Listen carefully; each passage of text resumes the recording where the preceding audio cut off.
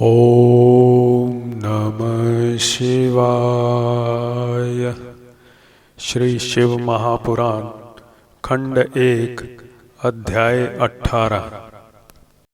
ब्रह्मा जी ने कहा, हे नारद, शिवगणों के ऐसे वचन सुनकर यमदूत लज्जित होकर यम के पास गए तथा उन्हें सब हाल विस्तार पूर्वक कह सुनाया। यम को भी यह सुनकर आश्चर्य हुआ।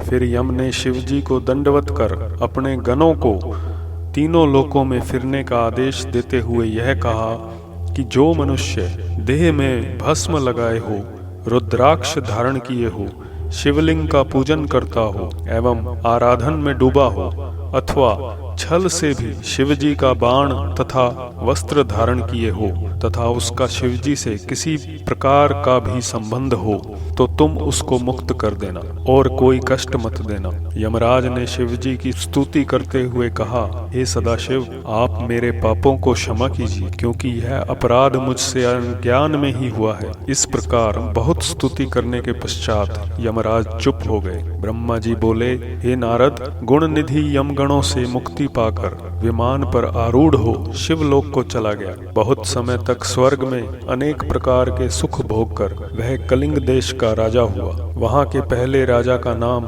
इंद्रमुनि था।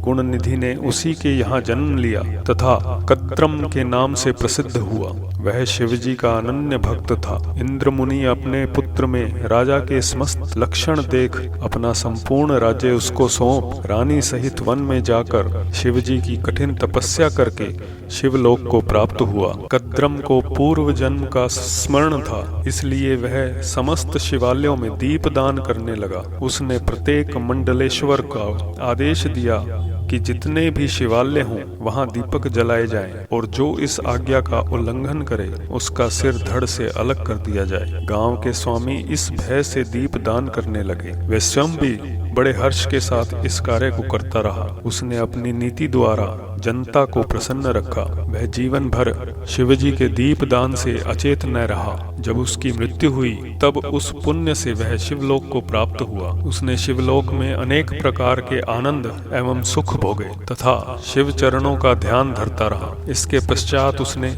मृत्युलोक में जन्म लिया। ब्रह्मा जी कहते हैं, हे नारद, अब मैं तुम्हें अपने लड़के पुलस्त्य के पुत्र का हाल सुनाता हूँ। मेरे पुत्र पुलस्त्य के विश्रवा नाम का एक पुत्र हुआ। विश्रवा के 3 स्त्रियां थीं। वे तीनों ही विष्णु तथा शिव की भक्त थी। विश्रवा की सबसे छोटी पत्नी से विभीषण नाम का पुत्र उत्पन्न हुआ। विभीषण विष्णु का ऐसा भक्त हुआ कि वह इस अथाह संसार सागर से पार हो गया। विश्रवा की मंझली पत्नी से 2 पुत्र रावण तथा कुंभकर्ण तुम्हारे शाप के फलस्वरूप उत्पन्न हुए। वे दोनों ही शिव के भक्त बनकर अनेक प्रकार के संसारी भोग विलासों में लिप्त हो गए। उनमें से रावण ने शिवजी की कठिन तपस्या कर उनसे वरदान प्राप्त किया। उसने तेज एवं प्रताप से संसार भर में राज्य किया। विष्णु भगवान ने उसका नाश करने के लिए स्वयं द्विभुज मानव अवतार लिया था, जिनका नाम राम हुआ, परंतु वे रावण का नाश न कर सके।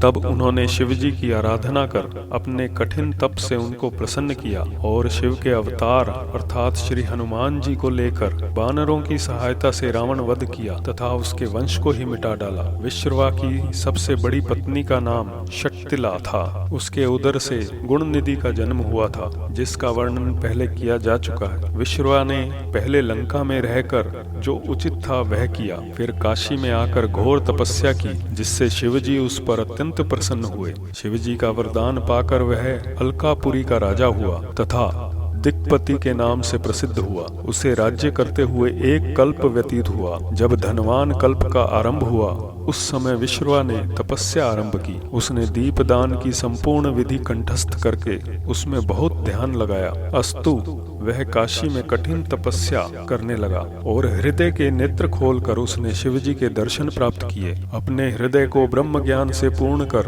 उसने मन को शांत कर लिया और उसी स्थान पर शिवलिंग की स्थापना करके षोडशोपचार द्वारा उसकी पूजा की। पूजा करते करते विश्रवा के शरीर का रक्त एवं मांस सूख गया। केवल चर्म तथा हड्डियां ही शेष रह गई। ऐसी कठोर तपस्या करते करते 100 करोड़ वर्ष समाप्त हो गए। उसकी ऐसी कठिन कठिन तपस्या को देखकर शिवजी पार्वती सहित विश्वरा के पास पहुँचे और वर मांगने के लिए कहने लगे। इति अध्याय 18। कर्पूरगौरं करुणावतारं संसारसारं भुजगेन्द्रहारं सदा वसन्तं हृदयारविन्दे